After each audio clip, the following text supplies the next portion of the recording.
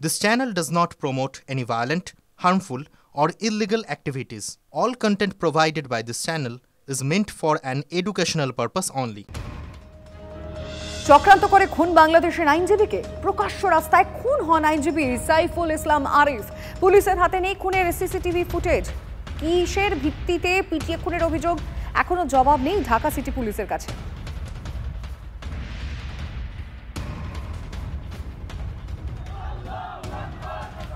বাংলাদেশে একের পর এক জায়গায় অত্যাচারিত সনাতনীরা। চিন্ময় কৃষ্ণ প্রভুর মতো আমাকেও রাষ্ট্রদ্রোহিতার মামলায় ফাঁসানোর চেষ্টা করা হচ্ছে। TV9 বাংলার মাধ্যমে ভারত সরকারের কাছে সাহায্যের আবেদন চট্টগ্রামের বাসিন্দা মিঠুন দের।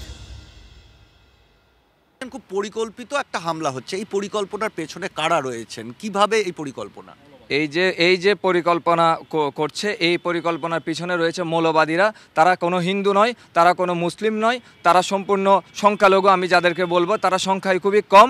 এসব ম্যাটিকুলাস প্ল্যানের অংশ হিসেবে তারা এই কাজগুলো করছে। চিন্ময় প্রভুর বিরুদ্ধে রাষ্ট্রদ্রোহিতার একাধিক অভিযোগ রয়েছে, তার মধ্যে একটা হচ্ছে জাতীয় পতাকা অবমাননার অভিযোগ। তা সেই সম্পর্কে আপনি কি বলবেন? আপনি তো চিন্ময় প্রভুর অত্যন্ত ঘনিষ্ঠ অনুগামী। জাতীয় পতাকা অবমাননার যে অভিযোগটা এসেছে আসলে খুবই হাস্যকর বিষয়। বাংলাদেশের জাতীয় পতাকা ঠিক এইভাবে স্ট্যান্ড করা ছিল, আর জয় শ্রীরামের পতাকা আড়াআড়ি স্ট্যান্ডে এভাবে লাগানো ছিল। দুটো পতাকা একসাথে লাগানো হয়নি, দুটোই ভিন্ন ভিন্ন স্ট্যান্ডে ছিল। তাহলে কিভাবে অবমাননা হয়, এটা আমার প্রশ্ন। এবং আপনি বলছেন ওটা জাতীয় পতাকা নয়? না, সেটা তো জাতীয় পতাকা নয়। সেটা পরবর্তী যখন তদন্ত করে তখন আমরা দেখতে পেয়েছি ভিডিও ফুটেজ জুম করে যে সেই পতাকার মধ্যে চাঁদ তারা সূর্য কীভাবে আসে। যদি জাতীয় পতাকার প্রতি আপনাদের এতই ভালোবাসা থাকে তাহলে এই পতাকাকে বিকৃত করে কারা পাকিস্তানের পতাকা বানিয়েছে সেটা তদন্ত করে দেখুন। যে আইনজীবী মারা গেছেন, যাকে হত্যা করা হয়েছে কুপিয়ে, সেটা আপনারা করেননি? না, কোনো হিন্দুর আসলে যারা হত্যাকারী তারা কখনো হিন্দু হতে পারে না, তারা কখনো মুসলিম হতে পারে না, তাদের কোনো ধর্ম নাই, হত্যাকারীর কোনো ধর্ম হতে পারে না। যে বা যারাই করেছে আমরা চাই সঠিক তদন্ত করে তাদেরকে শাস্তি দেওয়া হোক। পুলিশ এবং কিছু রাজনৈতিক দলের নেতাকর্মীরা একযোগে কিভাবে টিয়ার সেল সহ গুলি করতে করতে এলাকার ভিতর ঢুকে, আমার প্রশ্ন হলো সেটা। আমাদের কাছে তথ্য ফুটেজ সবই আছে, কারা ঢুকছে এবং কারা গুলি চালাচ্ছে।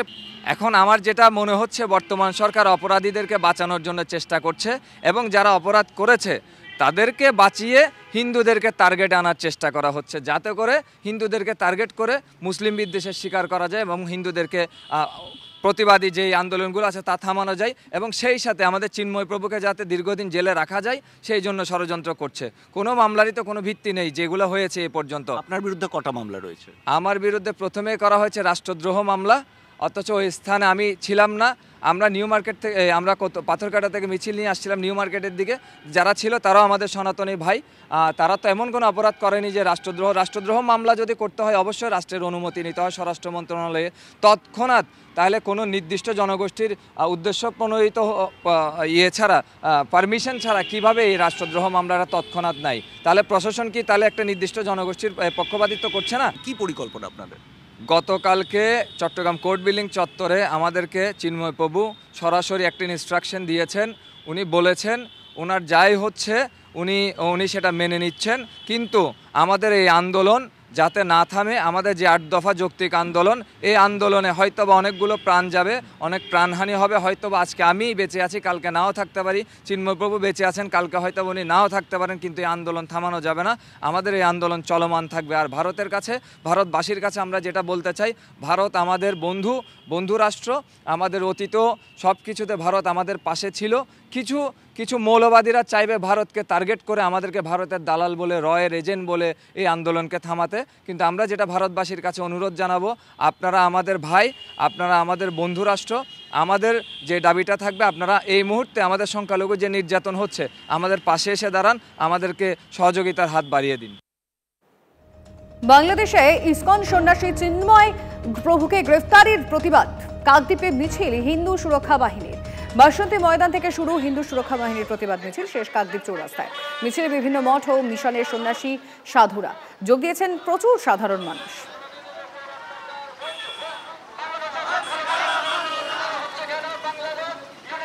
আমরা সকল সনাতনী সাধু সন্ত সকলের কাছে অনুরোধ করব, ওপারে তাণ্ডব এপারেও প্রতিবাদ। কলকাতায় বাংলাদেশ উপদূতাবাস অভিযানে বিজেপি। মৌলবাদী তাণ্ডবের বিরুদ্ধে উপদূতাবাস অভিযান গেরুয়া শিবিরের। শুভেন্দু অধিকারী সহ 8 বিধায়ককে ভিতরে ঢুকতে দেওয়া হয়। অগ্নিমিত্রা সহ বাকিরা বাইরেই রাস্তায় বসে বিক্ষোভ দেখান। বাংলাদেশ ডেপুটি হাই কমিশনে ডেপুটেশন জমা দেন শুভেন্দুরা। চিন্ময় প্রভুকে নিঃশর্ত মুক্তি না দিলে ভিসা বন্ধের ডাক বিরোধী দলনেতার। আমদানি রপ্তানিও বন্ধ করার দাবি।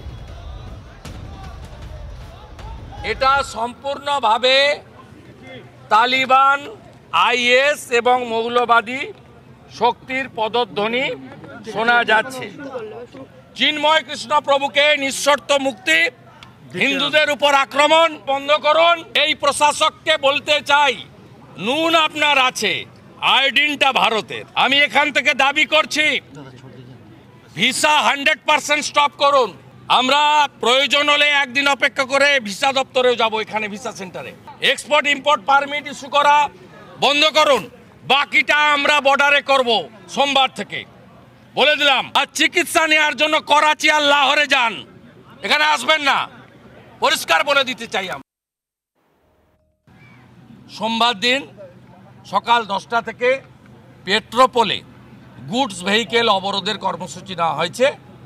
আমরা সেখানে আমি নিজে অংশগ্রহণ করব। আমরা কেবলমাত্র গুডস ভেহিকেলে অবস্ট্রাকশন করব এবং আমরা ওদের অ্যাটিটিউড আগামী 48 ঘন্টায় দেখতে চাই। চিন্ময় প্রভুর মুক্তি, আগের পরিস্থিতি ফিরিয়ে আনা হোক। প্রয়োজন হলে 16 তারিখে বিজয় দিবস কলকাতাতে মহাসমাবেশ আমরা ডাকার উদ্যোগ গ্রহণ করছি। অশান্ত বাংলাদেশ, মুখ খুললেন অভিষেক বন্দ্যোপাধ্যায়। বাংলাদেশে যা ঘটছে তা দুর্ভাগ্যজনক বললেন অভিষেক।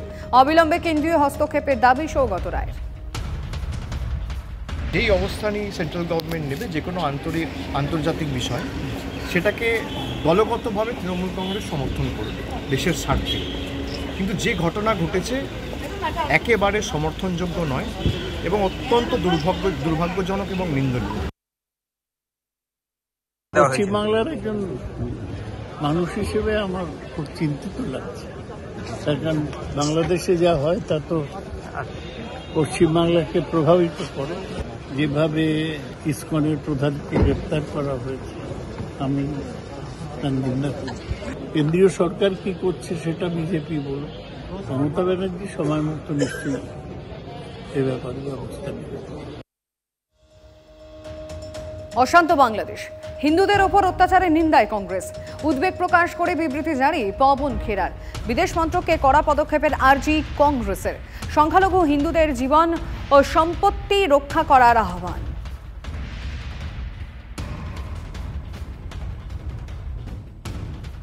বাংলাদেশে হঠাৎ করে দিনের পর দিন যেভাবে পরিস্থিতি বদলাচ্ছে, তাতে বাংলাদেশ আগামী দিনে একটা মৌলবাদী রাষ্ট্রে রূপান্তরিত হতে চলেছে, এ কথা বলার জন্য আর নতুন করে ভাবনা কোনো প্রয়োজন নেই। চিন্ময় সন্ন্যাসী, তাকে যেভাবে গ্রেপ্তার করা হয়েছে রাষ্ট্রদ্রোহের অভিযোগ করে, এটা তো স্পষ্ট যে হিন্দু সম্প্রদায়ের যে প্রতিরোধ হচ্ছে সেটাকে দুর্বল করে দাও। সেই বাংলাদেশের এই ঘটনায় আজকে পশ্চিমবঙ্গের মুখ্যমন্ত্রী তিনি কেন নিশ্চুপ, এটা আমার কাছে বিরাট প্রশ্ন। কেন মুখ্যমন্ত্রী চুপ আছেন, কেন প্রতিবাদ করছেন না? তিনিই তো বললেন ওপার বাংলা এপার বাংলা এক, মানুষ আসবে যাবে, দিবে আর নিবে, মিলাবে মিলিবে। আজকে চুপ কেন তৃণমূল? আমরা তো নয় সিলেক্টিভ প্রতিবাদীদের চিনি, তারা তো মোমবাতিগুলো ঘরের কোথায় ঢুকিয়ে রেখেছেন কেউ জানে না। গাজা স্ট্রিপে ইসরায়েলের হামলা নিয়ে পশ্চিমবঙ্গের রাস্তায় মিছিল হয়, আর আজকে এত বড় অত্যাচার হচ্ছে পার্শ্ববর্তী বাংলাদেশে, শব্দকে উচ্চারণ করতে পারছেন না। বাংলাদেশ এখন বাঙালির কাছে লজ্জা হয়ে দাঁড়িয়েছে, এটা অত্যন্ত দুর্ভাগ্যজনক। তারা ভুলেই যাচ্ছে ভারতের সঙ্গে তাদের ইতিহাস, অতীত। ইতিহাস একদিনে তৈরি হয় না, ইতিহাস তৈরি করতে হয়। তো আমার মনে হয় সার্বিকভাবে এই বিষয়গুলোকে বিশ্লেষণ করে আন্তর্জাতিক হস্তক্ষেপ প্রয়োজন। আন্তর্জাতিক আইন অনুযায়ী যারা এটা করাচ্ছেন, যাদের হাতে ক্ষমতা, আসলে ক্ষমতাটা যদি বড় কথা হয়ে দাঁড়িয়েছে আজকের যুগে, তাদের সতর্ক করা উচিত।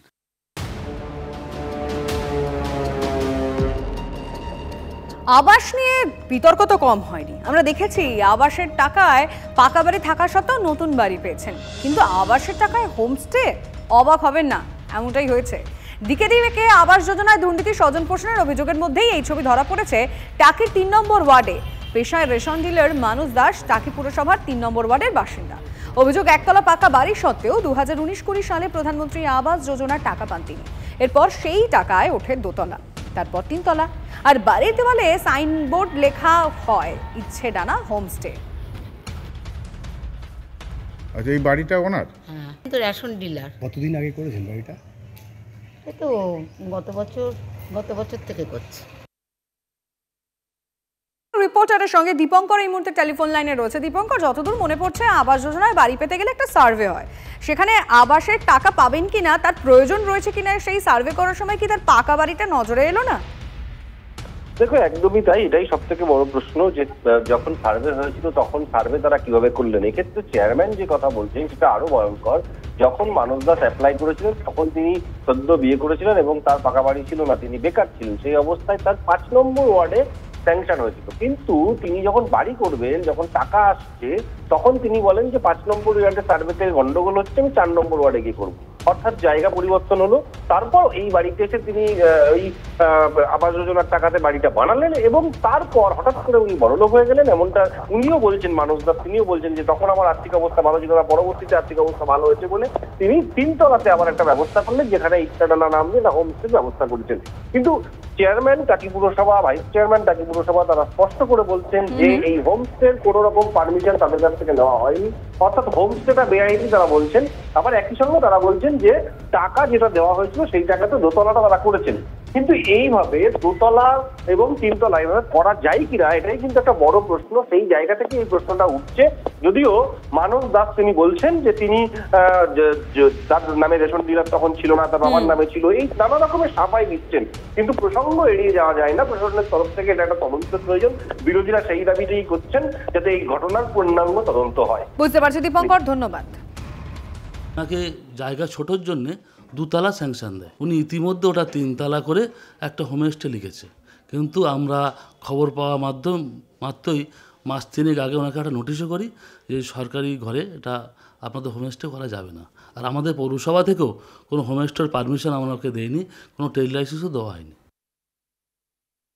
সে যেটা যখন ঘর পেয়েছে 2019 সাল, সে তখন একদম একটা বেকার ছেলে, তার নিজস্ব কোনো ঘর ছিল না। 5 নম্বর ওয়ার্ডে একটা জায়গা কেনে, সেখানে আমরা ওই ঘরটা তখন স্যাংশন করি। তার উপরে আর একটা তালা বাড়িয়ে টিনের শেড দিয়ে সেখানে একটা হোমস্টে নাম দিয়েছে, যেটা আমাদের পৌরসভার কোনো পারমিশন নেই, তার কোনো ট্রেড লাইসেন্সও নেই। 19 সালে ওই রেশন ডিলারের নাম ছিল ঈশ্বর যতীন্দ্রমোহন দাস, মানে অর্থাৎ মানস দাসের বাবা। সেটা ট্রান্সফার হয়েছে কিনা তাও আমরা জানি না।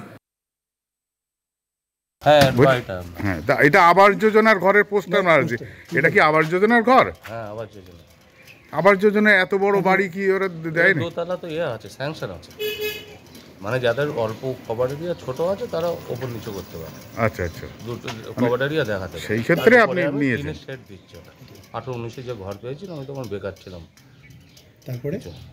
তার পরবর্তীকালে আমি ডিলারশিপ পেয়েছি অনেক করে। পুরো 3 তলা বাড়িটাই আপনি করেছেন? 3 তলা, 2 তলা তো এটা আবাস যোজনা, 2 তলাটাই আবাস যোজনা। এটা তলায় কি আগে ছিল? একটা তলায় মানে ভাঙা ঘর ছিল। করণদিঘিতে আবাস যোজনার সমীক্ষায় বিনিয়োগের অভিযোগে ধুন্ধুমার। সমীক্ষকদের ভুল বোঝানোর অভিযোগ। আবাস যোজনায় সমীক্ষার পর উত্তপ্ত এলাকা। করণদিঘি 2 নম্বর গ্রাম পঞ্চায়েতের বটতলা গ্রামে উত্তেজনা। সরকারি আধিকারিকদের প্রকৃত উপভোক্তার বাড়ি না গিয়ে অন্য বাড়িতে নিয়ে যাওয়ার অভিযোগ। প্রতিবাদ করে দলবল নিয়ে হামলা, লুটপাট চালানোর অভিযোগ।